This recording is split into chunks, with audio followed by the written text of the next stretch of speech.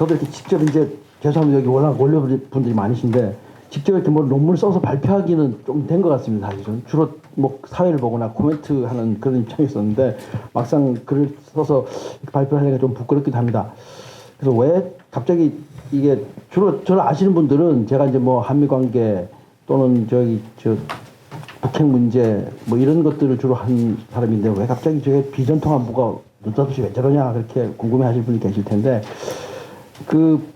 물론 이제 제가 국가안보론이라는 과목을 저희 학교에서 석사과정, 박사과정 해서 그다음에 또 안보과정까지 해서 좀 강의를 하고 있기 때문에 포괄적 안보 차원에서 비정통 안보 분야에 대해서도 계속 이제 강의를 하고 하다 보니까 어느 정도 팔로우를 하고 있습니다만은 이게 저 사람이 무슨 자격으로 저걸 하냐 이렇게 궁금해하실 분이 계실 것 같아서 사실은 제가 이제 제 전공이 국정치를 했는데 뭐 다른 정치 사상하고 국정치를 같이 하긴 했습니다만은 국정치를 전공했는데 그 중에서도 제가 한 부분이 도메스틱 소시스 포린 팔러시 그래서 외교 정책을 결정하는 데 있어서 국내적인 요소, 뭐 이익집단이라든지 정당이라든지 뭐 이런 것들이 어떻게 영향을 미치느냐 뭐 이런 걸 갖고 논문을 썼고 글로 공부를 많이 처음에 이제 시작을 했었는데요. 그래서 그러면서 제가 논문에서 주로 다뤘던 게 환경 문제에 관한 협약, 기후 협약, 뭐 오존층 보호 협약 이런 것들을 협상하는 데 있어서 미국 내의 그 이익단체라든지 NGO라든지 뭐 이런 게 어떤 영향을 미쳤냐 이런 걸 주로 가지고 공부를 했었습니다.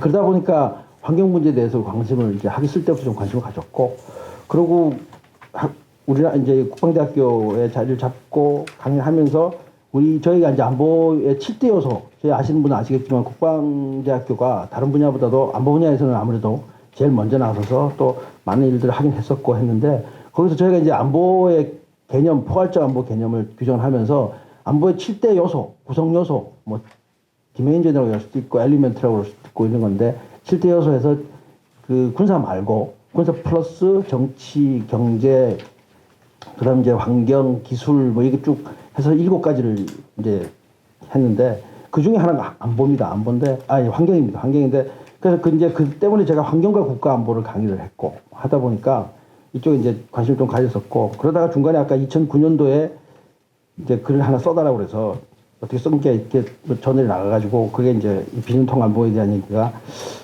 써놓은 게 있었는데 그게 이제 바탕이 돼가지고 이렇게 좀 얘기가 된 것 같습니다. 그래서 사실은 코로나에 대해서 제가 직접 뭐 깊이 아는 건 아닌데요.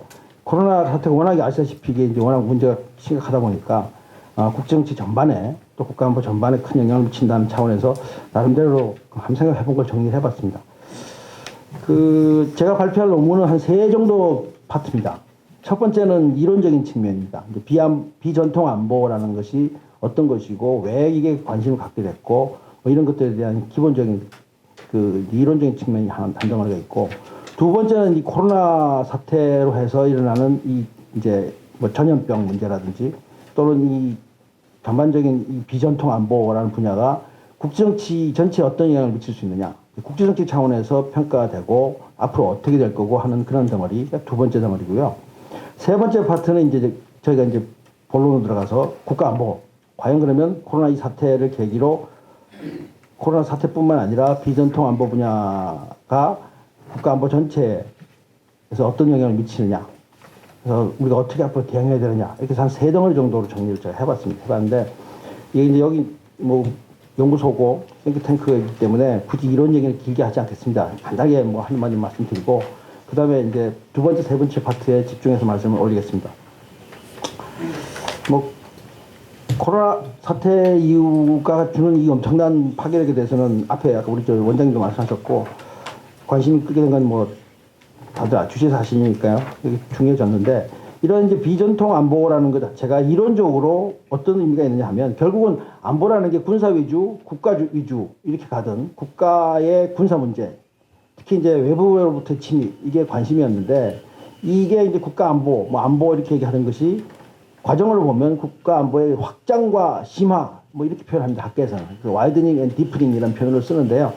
와이드닝은 그야말로 넓어지는 거니까 그 국가 안보라는 것 자체가 그러면 누구를 레퍼런스 오브젝트라고 그러죠. 누구를 무엇으로부터 지킬 거냐, 어떻게 지킬 거냐, 누구를 무엇으로부터 어떻게 지킬 거냐 이렇게 되면 누구를 하는 것 자체가 그게 국가냐, 뭐 개인이냐, 국제사회 전체냐, 뭐 인류냐 이렇게 해서 그게 이제 하나 큰 파트가 될 테고 그 다음에 무엇으로부터, 어떤 위협으로부터 보호할 거냐, 어떤 취약성으로부터 이걸 지켜낼 거냐, 이런 차원에서 무엇으로부터, 그 다음에 이제 어떻게, 어떤 방식으로 해서 그걸 뭐 집단 안보, 동맹, 뭐 여러 가지 방식이 있겠죠. 협력 안보 뭐 하는 방식, 이게 세 덩어리를 얘기할 수 있는데, 그 중에서 이제 와이드닝 부분은 그 어떤 위협으로부터, 어떤 취약성으로부터 보호할 거냐라는 부분이 이제 와이드닝 파트고요.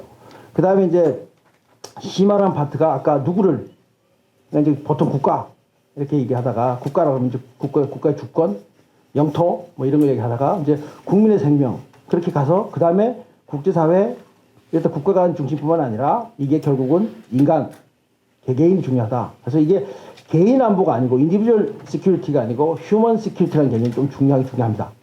그래서 그 왜냐면 휴먼이 됐기 때문에 휴먼 카인드로 갈 수 있죠. 인류. 그러니까 특정 개인의 어떤 그 안전 문제뿐만 아니라 그걸 일반화하는 거죠. 그래서 그러다 보니까 인간으로서 휴먼 비잉으로서 가질 수 있는 지켜줘야 할 안보, 안전 뭐 이렇게 하다 보니까 이제 그 개념이 심화 개념으로 국가에서 그게 아니고 더 깊이 철학적으로 깊어지는 거죠.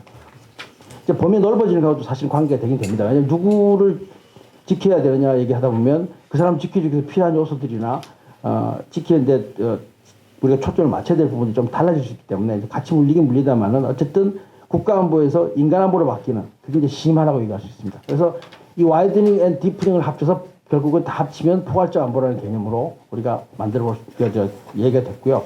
그다음 이제 이런 식의 그 확장과 깊어지는 과정 자체를 그 프로세스가 어떻게 된 거냐 이렇게 얘기했을 때 조금 더 그 인식론적으로 얘기하는 사람들이 이제 소위 많이 들으셨겠지만 부자냐 이런 사람들이 코펜하겐 학파에서 나오는 스큐티제이션, 안보 문제화, 안보화 이렇게 얘기를 하는데 사실은 제가 보기에는 정확한 그 번역은 안보 문제화라고 얘기를 하는 게 맞다고 생각합니다. 안보화가 아니고 안보의 문제를 이제 인식을 하는 거죠. 그게 이제 어떤 사회적 이슈가 돼서 그게 정치의 장으로 들어와가지고 정치적 의제로 바뀌어서 그런 과정을 통하면서 이게 국가의 사활, 어떤 사활의 문제, 어쨌든 그 서바이벌의 문제와 관계가 되는구나. 그러니까 안보의 문제구나. 그래서 공적 예산을 투입을 해야 되는구나. 국가적인 차원에서 대처를 해야 되는구나. 뭐 법적인 조치를 해야 되는구나. 이렇게 되면서 그게 안보 영역으로 자리 잡게 되는. 그게 이제 스큐티제이션이라는 표현을 이제 쓴 거죠. 그 방법을. 이제 그런 표현을 써서 그러니까 군사뿐만 아니라 다른 부분, 뭐 정치 분야도 안보 문제가 될 수 있고 지금처럼 이 코로나 사태 이런 게 터지면서 이게 국가의 존폐하고도 관계가 될 수 있겠구나.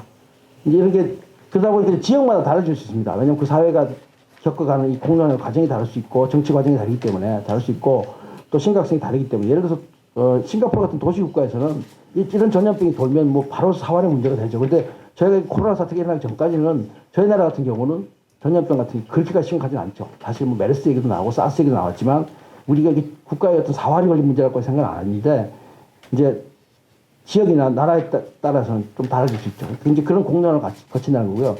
그 다음에 이제 우리나라에서 이쪽 분야에서 좀 그 재밌는 얘기가 나온 것 자체가 소위 이제 이머징 시큐리티, 그래서 신흥 안보라는 말을 번역을 해놨는데 이제 이 국제정치적 유명하신 하영선 교수님, 서울대 하영선 교수님 옛날부터 그 복합체, 뭐 복합 정치학 뭐 이런 얘기 많이 하셨는데 그쪽에서 이제 있던 친구들이 모여서 그 다음에 이제 그 복잡계 이론한 친구들이나 네트워크 이런 쪽 한 친구들, 김상배 교수나 뭐 민병헌 교수 이런 사람들이 이제 모이면서 그쪽 담론이 만들어지면서 신흥안보라는 개념을 만들어놨습니다. 만들어놔서 그게 이제 일반적으로 그냥 안보를 취급 안 했다가 이게 뭐 어떤 세 가지의 어떤 단계라고 얘기를 하는데요. 어떤 뭐 양이 많아져가지고 갑자기 질적으로 이렇게 변화가 생긴다든지 이슈가 연계된다든지 이런 과정을 거쳐서 국가 안보로 만들어지는. 그러니까 아까 그 시큐리티제이션이라는 개념하고 조금 비슷한 개념입니다. 사실은 조금 더 그 체계적으로 이제 정리를 해놓은 개념이 있어서 이게 이렇게 돼서 결국은 비전통적 안보.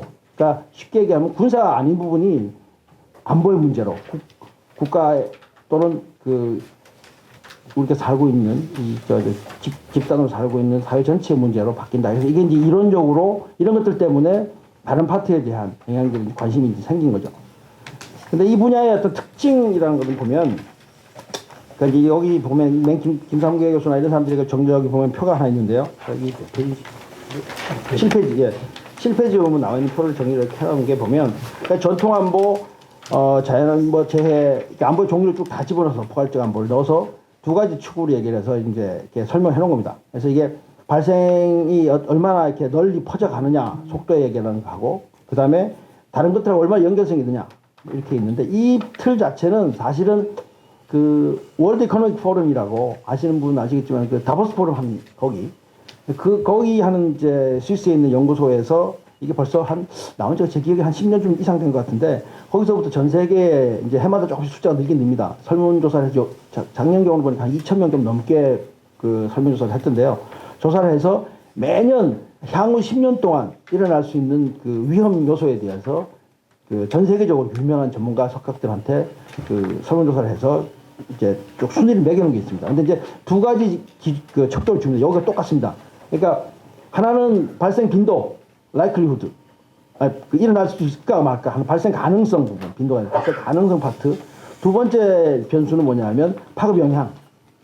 이게 얼마나 일어나기 쉽겠냐 아니겠냐 그 가능성 부분. 일어났다 그러면 얼마나 파급 효과가 있냐 해서 이렇게 축을 해가지고 이거를 이제 쭉 해서 2x2로 해서 쭉 찍어놓은 게 해서 매년 주고 있는데 제 얼핏 기억에는 이게 지금 한동안 계속 뭐 환경 기술 이쪽으로 가다가 한 3, 4년 전부터는 다시 요즘 이제 우리 국제정치 하시는 분들은 아시겠지만 지정하기 귀한 뭐 이렇게 해서 그레이트 파워 라이벌리 강대국 간의 어떤 경쟁 이런 것들이 다시 살아나는 그런 상황 때문에 조금 그런 파트가 조금 다시 섞입니다. 섞이긴 섞이지만 여전히 기후변화라든지 어떤 기술 사이버 문제라든지 이런 것들이 여전히 그 수십 년, 10년째 계속 높은 그 위치를 그 우선순위 쪽에 들어가 있는 것도 나와 있는데 지금 이게 그 비슷한 겁니다. 이 그림 자체가. 이렇게 해놨는데 저는 이걸 보면서 이제 참 잘 그렸다 싶었는데 이제 이걸 그리면서 조금 이해가 안 되는 부분은 일반적으로 보건안보 같은 게 천천히 이렇게 병균이 퍼지고 뭐 문제가 생길 수 있는데 이번 코로나 사태 같은 경우는 보건안보 파트는 이쪽 돌발적 무한형으로 가야 되는 거 아닌가 하는 생각을 들었습니다. 그래서 하여튼 그런 문제가 있고 겪어보면 이걸 뭐 기본적으로 이제 틀을 바탕할 수 있을 것 같고 제가 생각하기에 이번 코로나 사태를 봐서 비전통 안보 위협, 특히 전염병 안보 같은 게 주는 그 특징이라고 보면 한 세 가지 정도를 정리해 본 게 굉장히 돌발적으로 일어난다. 그리고 의외성이다. 서프라이즈, 뭐 언프리딕빌리티 이런 게 세다는 거하고 그 다음에 굉장히 극단적인 상황이고 잘 안 일어나는 웨리티, 뭐 스캐시티, 뭐 익스트리미티 이렇게 갈 수 있을 것 같은데 일단 이게 잘 안 일어나는 일이 일어났다는 그런 극단적인 또 사례라는 거하고 그 다음에 굉장히 연결성이 세다는 거죠. 복잡하다. 그러니까 이게 그냥 우리 지금 말씀하셨다시피 단순히 보건안보 정도가 아니라 식량 문제하고 연결이 되고 환경 문제하고 연결이 되고 그러다 보니까 지금 이제 뭐 경제, 사회 전체, 사회 문화의 문제도 지금 저희 앞으로 악순 다시 안 하는 그런 사회가 올 거라는 얘기 할 정도니까요. 문화적인 변화도 올 것 같고 하여튼 여러 가지 그런 연결성이 엄청나게 많은 것 같다. 이게 대충 이론적인 걸로 말씀을 드렸습니다. 짧게 한 얘기 너무 길겠네요. 죄송합니다. 그 다음에 코로나 사태가 이번에 일어나면서 그 국정치를 어떤 영향이 미쳤냐. 저 나름대로 느낀 건 뭐 우리 이제 다른 분들이 많이 정리해 놓으셨는데 다들 공감하시듯이 첫 번째는 중국이 너무 대응한 게 좀 실망스러웠다. 이제 책임 있는 강대국으로서는 전혀 책임 있지 않고 무책임한 강대국이 아니었느냐. 아직은 대국이 되긴 G2가 되기에, G2의 하나가 되기에는 좀 모자라지 않았냐. 그런 생각이 들었고. 그 다음에 이제 WHO. 이게 참 의외입니다, 사실은. 그러니까 보통 이 군사 파트나 조금 민감한, 예를 들어서 뭐 또 군사가 아니더라도 원자력 파트라든지, 이렇게 조금 민감한 보안의 문제가 있다든지, 국가의 어떤 그 국력하고 굉장히 관계되는 또는 군사하고 임플리케이션이 큰 분야 같은 경우는 협력이 좀 어렵지만, 보건안보 같은 경우는 사실은 그야말로 인간안보, 인류 차원에서 굉장히 그 인터레스가 좀 덜 첨예하게 경쟁이 되는 분야인데도 불구하고 이게 WHO가 이번에 역할을 제대로 처음에 못했다는 것 자체는 굉장히 실망스러운 상황이었지 않느냐. 그런 상황이 같습니다. 그 다음에 이제 세 번째는 미국. 이건 이제 꼭 이번 트럼프 대통령의 어떤 자국중 중주의 이런 것 때문에 그런 건데요. 모르겠습니다. 이게 이제 앞으로 어차피 미국이라는 나라가 트럼프 대통령의 당선 자체가 우리가 트럼피즘 합니다만은 당선 자체가 주는 그 함의 또 이게 계속 앞으로 어느 정도는 그 방향으로 갈 거다라는 꼭 트럼프 대통령 개인의 문제뿐만 아니라 미국의 상당한 사람들이 그렇게 믿고 있다. 미국 우선주의로 가자. 자국 중심주의로 가야 된다라고 생각하는 부분이 있는 건 사실인 것 같습니다만은 이렇게까지 리더십 발휘를 못하는 건 좀 문제가 있지 않냐. 이런 부분에 대한 어떤 반성이 필요할 것 같고요. 그 다음에 미국뿐만 아니라 사실은 다른 선진국들이 이번에 사실 다들 뭐 창피를 많이 당했죠. 너무 자국 중심적으로 일본도 그렇고 그 유럽에 있는 나라들도 마찬가지고요. 그래서 그 서로 책임 전가하고 뭐 그런 식으로 하다 보니까 이 협력이 좀 약해진 거 아니냐. 이게 가장 이제 좀 안 된 부분 같습니다. 그리고 이제 앞으로 그러면 어떨 거냐? 뭐 한국 분들도 이제 한국에 우리 석학들 우리 여기 이렇게 나오신 분들도 마찬가지고 그다음에 이제 전문가들 뭐 해외에 있는 분들도 많이 얘기를 하고 있는데 제가 옆에 찾아보니까 이건 저도 조금 됐습니다. 그죠? 한 2주쯤 된 것 같은데 포린 팔러시 미국의 포린 팔러시나 뭐 포린 어페어즈나 뭐 쭉 얘기들이 많이 나오는데 이제 재밌게 이제 발빠르게 이쪽 포린 팔러시에서 아마 세계 석학들한테 쭉 그 설문조사한 게 있어서 제가 잠시 인용을 했습니다. 보니까 국제정치학자들 한 12분, 그 다음에 경제학자들 한 10분 이렇게 해서 아마 그 저기 뭐 설문조사를 했는데 보니까 경제학자들은 거의 대부분 한 분 정도 빼놓고는 대부분 다 굉장히 안 좋을 거다. 이게 이제 세계에 큰 타격을 받는다. 경제, 소위 말하는 글로벌 밸류 체인, 뭐 글로벌 서플라이 체인 이런 데 굉장히 이번에 해보니까 너무 연계성이 많아서 문제가 많은 거 아니냐. 그래서 좀 굉장히 위축이 되고 문제가 있을 거다. 그래서 대부분 상당히 좀 이제 비관적으로 보시는 분들이 많았어요. 리커버리 하는 좀 시간이 걸릴 거다. 이렇게 얘기하시는데 정치학자들은 조금 다른 것 같았어요. 그러니까 반보다는 조금 더, 그러니까 여기 12분 중에 한 7명, 6명, 6명, 그러니까 마지막 한 분은 조금 애매하긴 했습니다만 어쨌든 한 6대4 정도? 그래서 좀 비관적으로 보시는 분이 조금 더 많고, 그 다음에 이제, 그러나 그게 아니다. 희망적으로 보시는 분들이 있는데, 이게 재밌는 것 중에 하나가 이 파트가 그 단순히 코로나 사태뿐만 아니라 요즘 한 짧게는 한 2, 3년, 길게 치면 한 5년, 4, 5년, 그 정도부터 사실은 국정치 학회에서 앞으로 이 세계 질서가 어떻게 바뀔 거냐에 대한 논란이 많이 일어나고 있습니다.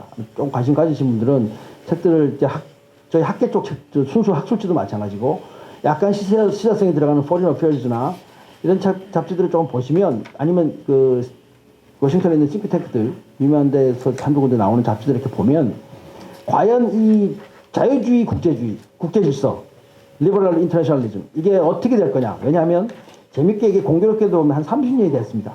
탈랭된 이제 89년, 90년을 잡으면 한 30년이 됐는데 이 30년이라는 30년의 숫자가 재밌는 것이 뭐냐면 관심 가지신 분 많이 아시겠지만 이에치카가 쓴 소위 양차대전 사이, 전쟁과 전쟁 사이에서 전간기라고 부르는 양차대전 사이의 30년의 위기. 그 책이 현실주의자, 국정치의 현실주의자 클래식이죠. 그러면서 그 이에치카가 신랄하게 자유주의들을 비판하면서 자유주의가 나이브하게 국제법, 국제기구 하면서 하다 보니까 평화를 못 이루고 2차 세계대전이 일어나지 않냐. 한 책이 30 years crisis입니다. 30년 위기. 딱 30년, 30년이 맞죠. 그러니까 한 번쯤 이걸 짚어보는 상황이 생긴 겁니다. 물론 이제 역사적인 다른 일들도 있죠. 뭐 트럼프의 등장이라든지 또는 뭐 그 금융위기 이후에 생긴 경제적인 어떤 상황, 중국의 등장 뭐 이런 것들 때문에 실질적인 변화도 있지만 공교롭게도 30년, 30년이 되다 보니까 이 파트에 대한 논쟁이 많이 있었습니다. 요즘 한 2, 3년 사이에 학교들 사이에서 전문가들 사이에서 그러다 보니까 이제 요거랑 맞춰지는 거죠. 과연 이게 정말 미국 중심의 사회가 이제 내려가고 새로운 질서가 생성되느냐 이런 거 같이 물리다 보니까 얘기가 이제 많이 재밌어지고 학자들이 또 얘기를 많이 하는 것 같습니다. 근데 그래서 현실주의적인 입장의 사람들은 자, 이제 세상이 바뀐다 이제 이 글로벌라이제이션, 리버럴리티 주장했던 그런 그 서로 커넥티비티, 뭐 서로 협력 이런 게 이제 점점 힘들어지고 민주주의 이런 것들이 약해지고 다시 갈등의 시대, 서로 경쟁의 시대 이런 게 올 거다. 자국 중심의 어떤 그 인터레스 중심의 그런 시대가 온다. 배타적인 그런 시대가 라고 얘기를 하고 리버럴을 믿던 양반들은 아니다. 오히려 이게 그동안 우리가 얼마나 이렇게 인터디펜던트 했느냐를 다시 확인시켜주는 계기가 되고 그래서 더더욱더 앞으로 이걸 키워나가야 되기 위해서 서로 협력하는 그런 게 필요한 걸 느끼고 해낼 거다. 설령 지도자들이 그 트럼프나 뭐 유럽에 있는 지도자들이나 뭐 우리 동양도 마찬가지지만 시진핑이나 아베가 좀 실수할지 모르지만 훌륭하게 지금 해오고 있는 시민들을 봐라. 그 다음에 의료진들, 뭐 또 NGO들, 기구들 이렇게 지지하면서 결국은 민주주의가 승리한다. 이렇게 이제 얘기를 하면서 다시 리버럴의 어떤 부활. 물론 잠깐의 이제 어떤 그 위축은 있겠죠. 글로벌리제이션 자체에 대해서. 그래서 정도의 차이에서 중간에 조금 위축이 되고 뭐 하겠지만 결국은 다시 될 거다. 그리고 그 국가가 능력을 발휘한 것처럼 보이지만 사실은 꼭 그게 다는 아닐 거다. 이렇게 해서 조금 갈리는 듯한 인상이 있습니다. 그래서 앞에 전망에 대해서 좀 다른데 저는 개인적으로 약간은 희망적이게 봅니다. 그러니까 저도 굉장히 이제 노선으로는 현실주의자로 많이 바뀌었는데 제가 원래 리버럴을 시작해서 한 6, 7년 전부터는 저도 노선을 확 바꿔가지고 굉장히 현실주의자로 바뀌었는데 북한이 핵무기 핵실험 두 번째 하고부터 제가 바뀌었습니다. 저도 입장인데 이 부분은 좀 다른 것 같습니다. 왜 그러냐면 제 개인적으로 보면 이 지금 갖고 있는 이 커넥티비티 자체를 그렇게 쉽게 포기할 수 있을 것 같지가 않습니다. 저희가 지금 이렇게 어렵고 힘들지만 이게 가능한 이유는 저는 지금도 이것 때문이 아닌가. 인터넷이 있고 전화기가 있으니까 저희가 지금 집에서 조용히 있어도 큰 불만이 없는 것이 지내올 수 있고 배달도 하고 뭐 이렇게 해서 살아나가는데 큰 문제가 없지 않느냐. 그래서 이걸 쉽게 포기하기 쉽지 않을 거다.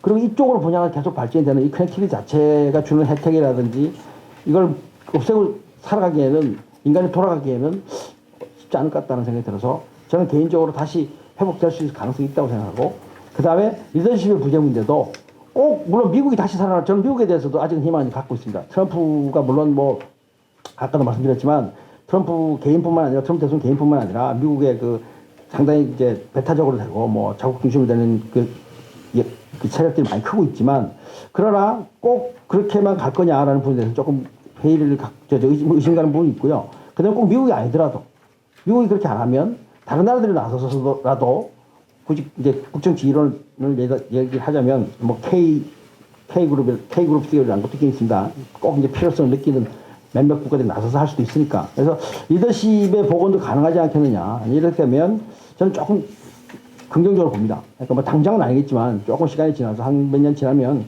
다시 이런 식의 세계화는 계속 갈 거라는 생각을 해봤습니다.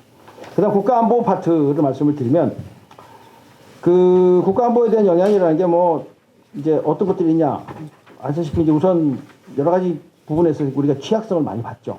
정부에 제대로 대처하는 국가도 있지만 대부분 국가들이 제대로 대처를 못하고 있고 그 다음에 경제적 기반 약화 엄청나게 뭐 생산의 문제, 소비의 문제, 공급의 문제 여러 가지 문제가 많았던 건 사실이고 그 다음에 사회 혼란도 많이 있죠. 사재기 우리나라는 좀 다행히 이런 경우는 별로 없습니다만 사재기 그 다음에 이제 우리도 있었으면 처음에 수영하는데 우리 교포들 오는 데서 못 오게 하고 수영 못 하겠다 그러고 이제 그러다 결국 이제 천안 이런 데 받아들이긴 했습니다만 하여튼 이런 것들 그 다음에 이제 지금 해외 같은 경우는 동양인 차별이라든지 이런 게 많이 생기고 있죠. 이런 것들에서 상당히 혼란이 많이 초래되는 부분이 있고 그 다음에 큰 덩어리를 두 번째 전통적 안보 위협하고 연계가 되고 있는데 이게 좀 심각한 사실.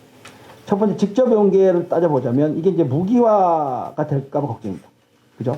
제가 말씀 안 드려도 여기 계시면 저보다 더 잘 아실 것 같은데 생화학 무기가 얼마나 무서운지를 한번 확인시켜주는 그래서 앞으로 테러는 달라질 거다라는 글도 많이 나오죠. 테러리스트들이 어떤 생각을 했을까 이번에 이런 얘기가 나오고 그 다음에 이제 간접적으로 봤을 때는 부대 관리죠. 부대 관리, 병력 관리 그러면서 전투력을 어떻게 유지할 거냐 이런 파트가 직접적으로 적과 싸우는 문제뿐만 아니라 이제 전투력 유지 부분이라든지 전투 태세 구축하는 문제라든지 이런 것들이 굉장히 큰 문제가 될 거다라는 이제 국가안보에 그런 문제가 있을 것 같습니다. 대응은 어떻게 했으면 좋겠냐? 이제 제가 여기 보면 그림을 이것도 하나 그려놨는데요. 이게 윤정현 박사가 과학기술정책연구원 거기 있는 친구들인데 여기서 한 친구가 이렇게 해놓은 그림인데 이걸 이제 정부가 주도가 될 때 쉽게 얘기하면요. 정부가 혼자 할 거냐, 같이 할 거냐, 아니면 처음에 로컬에 맡길 거냐, 정부가 나서 좀 할 거냐, 아니면 전 세계적으로 합쳐서 할 거냐 이렇게 이제 가는 건데 사실은 이게 이제 국제정치 쪽에 옛날부터 쭉 내려오는 커뮤니테리언 쪽이라든지 이쪽 라인에서 바라보면 또는 인터디펜던스 스쿨도 같이 엮여지고 그쪽 영향을 이렇게 쭉 오면 글로벌 가버넌스라는 말을 많이 들어보셨을 겁니다. 이게 벌써 이제 10년 이상 된 개념인데 90년 후반부터 나왔으니까 꽤 한 20년이 다 됐군요. 글로벌 가버넌스라는 말 자체의 개념이 이렇게 나온 겁니다. 정부한테만 맡기는 게 아니고 가버넌스가 가버먼트가 아니고 가버먼트는 하이라키컬한 거죠. 커맨드 컨트롤 통제하고 규제하고 정부의 법이라는 게 규제하는 거죠 사실은. 그런 시스템인데 그게 아니고 가버넌스란 말은 이게 제일 그나마 번역이 잘 된 게 협치입니다. 협치. 이거는 이제 가버먼트 혼자 하는 게 아니고 가버먼트 플러스 서브내셔널 국가 안에 있는 여러 가지 개인부터 시작해서 전문가, NGO, 인터스트 그룹들, 또 기업 연합 이런 다양한 액터들 또 수프라 내셔널 국가 밖에 있는 그 뭐 이제 제외할 수 있는 IGO 정보관 기구 플러스 INGO 인터내셔널 non governmental organization 그다음에 트랜스내셔널 오거니제이션 뭐 국제적으로 초국가적으로 움직이는 그런 저 단체들 환경 단체 인권 단체 뭐 이런 거 있지 않습니까? 그다음에 이제 TNC 트랜스내셔널 코퍼레이션 그러니까 아까 옛날에 MNC라고 불렀던 다국적 기업들 그래서 이런 다양한 그 스테이크홀더들 또는 그 이해관계자들, 이해당사자들이 다 모여서 한꺼번에 같이 흐심탄회하게 정책에 대해서 논의하고 같이 정책을 만들고 또 실행하고 모니터링하고 이게 협치 개념입니다. 거버넌스 개념. 그게 나온 개념이 이제 초국가적 모델 이런 모델이 있었는데 이게 이제 이번에 이제 가장 구체화되는 거죠 사실. 이번 겪으면서 야 이거 혼자 안 되는구나. 국가 혼자 택도 없고 한 나라에 있는 의사 혼자 뭐 병원 혼자 택도 없고 국가 혼자 택도 없고 지역도 아니고 전 세계가 합쳐야 되겠구나. WHO 같은 데가 중심을 잡고 그다음에 미국 같은 데가 강대국들이 지원을 하고 경제력과 이런 그 전문성을 가진 그리고 또 어떤 시설이나 장비를 가진 이런 국가들의 도움도 필요하고 그래서 전 세계적인 네트워킹이 필요하다 해서 엮어서 네트워크적으로 이걸 대체해야 된다. 이제 이런 게 큰 모델입니다. 방향인데 조금 구체적으로 그럼 제가 한 2분만 말씀을 드리면 이런 큰 방향은 이거고요. 어떤 그 제도의 틀은. 근데 이제 그 우선 우리 차원에서 보면 국내 차원에서 보면 역시 인식 제고가 필요하다. 비전투 말은 맨날 그렇게 하는데 과연 얼마나 막상 터져야 알지. 그전에는 예산 자체를 배정도 없고 조직도 없고 뭐 그런 상황 아닙니까 사실은. 그래서 관심이 좀 필요하다. 재밌는 게 저희 말씀을 저도 찾아보니까 재밌는 게 이게 작년 9월 달에 벌써 WHO하고 IMF에서 나온 보고서에 구체적으로 이 얘기가 나옵니다. 팬데믹 얘기. 위험하다. 곧. 이렇게 벌써 예측이 있었고 더 웃기는 건 미국 같은 나라는 보니까 작년에 복지부에서 그거 보건복지부에서 미국 보건복지부에서 그걸 했었답니다. 이 시뮬레이션 훈련을 벌써 몇 번 했었대요. 이걸 갖고. 근데 그런 정도로 사실은 예측이 어느 정도 됐던 상황인데도 불구하고 막상 이게 보면 그 건성건성 했다는 얘기가 되는 거죠, 사실은. 그래서 여전히 관심을 좀 가질 필요가 있다. 그래서 이런 회의도 하시고 하는 게 굉장히 의미가 있는 것 같습니다.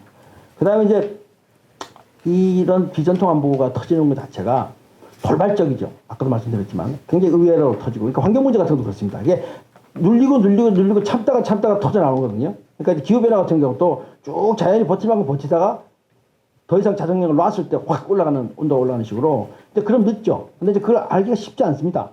그러다 보니까 예방이 참 어렵다. 그러니까 어떡하냐. 예방이 안 되면 일단 상황이 터졌을 때 빨리 전파가 되고 빨리 캐치를 해서 빨리 전파하는 게 중요하죠. 그러다 보니까 이제 감시 체제, 조기 경보 체제가 중요하다. 그 다음에 이제 터진 다음에 관리를 어떻게 할 거냐. 소위 말하는 위기관리 체제가 되는 건데, 위기관리 체제의 그 어떤 방향이랄까요? 그거 말씀을 드리면 중심 컨트롤 타워가 있어야 됩니다. 우리가 제가 보니까 그 찾은 아티클 중에 보니까 우리 그 메르스 사태하고 사스 사태를 이렇게 비교를 한 게 있더라고요. 우리나라에. 근데 이제 메르스는 사스는 세상 바깥에가 세계적으로 굉장히 문제가 많았던데 우리는 대처를 잘했고 메르스는 반대로 밖에는 별 그렇게 그 영향이나 그 사망률이 높지 않았는데 우리는 그 메르스는 굉장히 잘못 대처해서 엄청나게 사실 세계적으로 문제가 될 정도로 그 대응을 잘못한 그런 케이스로 나오더라고요. 그런 걸 이제 보면서 어떤 문제가 있었냐면 우리가 그 중앙재난대책본부라고 있지만 이게 이제 누가 관리하느냐 결국 처음에는 그 차관이 하다가 그다음 장관이 하다가 결국 이제 총리까지 가는 그런 식으로 되는 바람에 메르스 때 이제 그런 식 얘기를 하는데 컨트롤 타워 확실하게 이번에도 보시면 아시다시피 심지어 외교부 뭐 이렇게 크게 관계 없을 것 같은 그런 부서들까지 다 개입이 되니까 본부처 뭐 이렇게 하려면 이걸 결국 다 총괄하려면 총리쯤 정도로 돼야 이게 컨트롤이 된다는 거죠. 그래서 근데 제 개인적으로 보니까 위기 관리를 저도 옛날부터 그러고 보니까 육사에 있을 때부터 저도 하긴 했군요.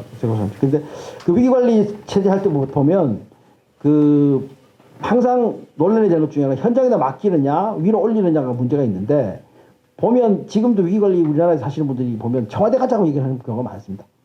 그래서 사실 참모정부 때 청와대 그 위기관 상황실이 생겼고 거기 뭐 모니터링 다 갖다 놓고 그다음에 뭐 한 3,000개 만들었을 겁니다. 위기 관리 매뉴얼을 제가 그렇게 알고 있는데 그런 식으로 과연 그 청와대가 하느냐 그건 좀 다른 것 같습니다. 총리 선에서 하는 건 괜찮을 것 같은데 제 개인적으로는 청와대가 왜냐면 정치적인 부담도 너무 많고 그거 있다고 해서 모든 게 다 과연 그게 관리가 될 수 있을까요? 의문인데 어쨌든 간에 뭐 하여튼 총괄 지휘할 수 있는 강력한 그 권위를 가진 컨트롤 타워가 필요하다는 말은 맞는 것 같고요. 그게 누가 총괄돼야 될지 부분 조금 고민을 필요할 것 같습니다. 두 번째는 돌발 사태에게 신속하게 대응하기 위해서는 굉장히 플렉시빌리티가 있어야 되고 어댑터빌리티가 있어야 돼요. 굉장히 적응이 빠르고 유연하게 대처할 수 있는 좀 조직 자체가 굉장히 이렇게 느슨한 듯 하지만 굉장히 유연성 있는 조직이 필요하다. 두 번째는 이 정보 교환이나 소통이 굉장히 중요하죠. 그러니까 이렇게 갑자기 터지면 소위 말하는 이제 괴담이 많이 납니다. 우리 광우병 뭐 겪어봤었지만 지금도 사실 초장에 뭐 여러 가지 이상한 얘기들이 많이 가짜 뉴스 이런 것들이 많이 나오는데 이런 것들을 빨리빨리 오해를 없애고 소통을 할 수 있고 정보 교환이 가능한 그런 체제가 필요하다. 그 시스템. 그다음에 이제 그 위기 관리를 하기 위해서는 또 하나 중요한 그 원칙 중에 하나가 효율성보다는 이제 전쟁 원리하고 비슷하죠.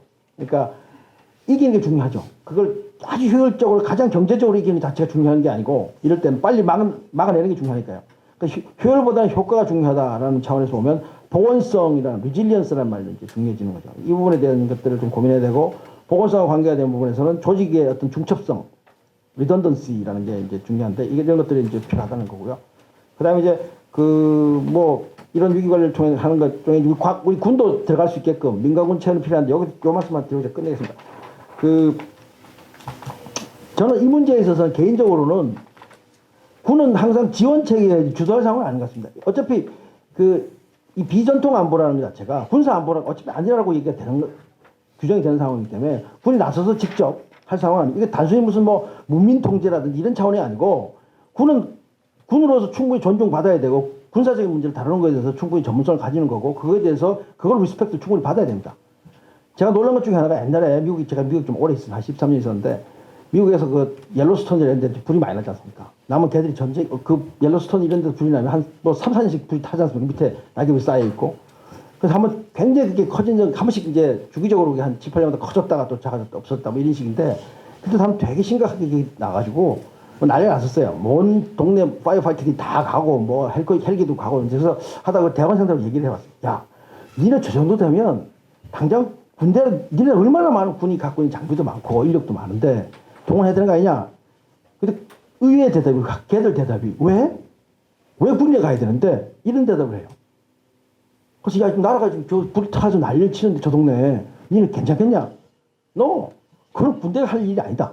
그걸 무시해서 그런 게 아니라 군은 국가의 안보를 그야말로 군사적인 위협을 지키고 있는데 그걸 왜 거기다 그건 최후의 보루로 마지막에 쓰는 거지 이런 얘기를 하더라고요. 근데 그 자세 자체 그 친구들이 군을 무시해서 그런 게 아니고 오히려 군을 리스펙트해서 그런 얘기를 하더라고요. 그래서 그런 차원에서 저는 이런 상황에서 일단은 민간 주도로 가야죠. 민간 주도로 가고 물론 이제 그 군이 지원을 해야 되겠죠. 하겠지만 군이 나서야 될 필요는 없다. 그래서 막 군이 먼저 나서서 뭘 한다 이건 아닌 것 같습니다. 그럼 만약에 진짜 이게 나라 전체가 뭐 건드려서 문제가 생길 경우는 모르지만 그건 아니고 그 대신에 지원 체계는 확실히 갖춰놔야 되겠죠. 첫째는 창구로 다녀야 될 테고 뭐 여기 지역사령관 가서 하고 뭐 또 국방부 나서고 합참 나서고 이건 아니고 창구의 단위라는 필요하고 협조해야 할 수 있는 창구의 단위라는 필요하고 그 대신에 이제 준비를 해놔야 되겠죠. 준비하다가 이제 지원의 영역을 좀 만들어 놓을 필요가 있고 미리 아까 보니까 여기 지금 우리 홍정이 정리 잘 놓으신 것 같은데 분야별로 그러니까 뭐 환경 부분 원자력 안전 보건 안전에서 분야별로 시나리오를 만들고 그 다음에 이제 그 방식 지원 형태 전문 인력이 필요한 경우도 있고요. 장비를 보거나 시설, 뭐 물자 이런 걸 지원할 필요가 있고, 그 다음에 병력 인원이 가서 해줄 일도 있고, 그 다음에 아니면 지금 이번에 보니까 한 것처럼 또는 이제 군이 갖고 있는 특성이 해병대처럼 병원선도 갖고 있고 이게 하나의 독립된 그 패키지가 되지 않습니까? TF가. 그래서 그 지원단 같은 게 만들 수 있는 거죠. 재난 구조 이렇게 이런 병원 같은 이번에 보니까 대구 같은 데 이제 국군 사령부 그 의무사령부 같은 경우에 국군 병원 같은 게 통째로 가서 병원 의사도 있고 간호원도 있고 행정전도 가능하고 그게 다 되는 시스템 시설도 있고 이렇게 들어가는 가고 그래서 좀 구별해서 이것들을 시나리오화 해가지고 지원하는 방식에 대해서 조금은 공부를 사전에 준비를 할 필요가 있고 훈련도 해서 확실히 숙지하는 그게 이제 중요한 것 같고요. 그다음에 이제 그 중요한 거는 뭐 무기화하는 부분은 당연히 군이 준비를 해야 되겠죠. 아까 전에 생화형 무기 하는 거고.